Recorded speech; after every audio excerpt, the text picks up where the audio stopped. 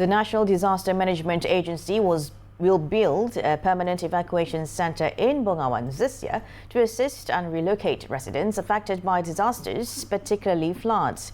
Deputy Prime Minister Dr. Ahmad Zahid said the agency is working with stakeholders, including the Sabah State Secretary, to identify a suitable site.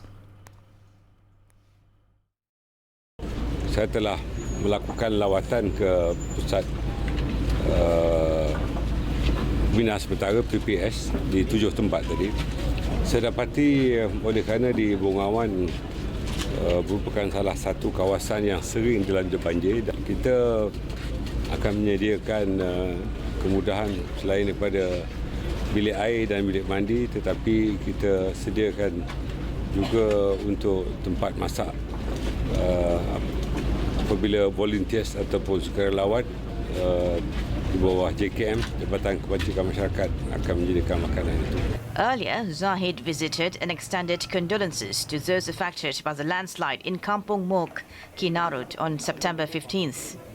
After visiting flood and landslide victims in Papar, Membakut and Bongawan today, Zahid said funding has been allocated for the Bongawan PPK project, which will be fast-tracked in accordance with procedures. This will be Sabah's second PPK after the Selagon PPK in Beaufort, and will also serve as a community hub during non-flood seasons.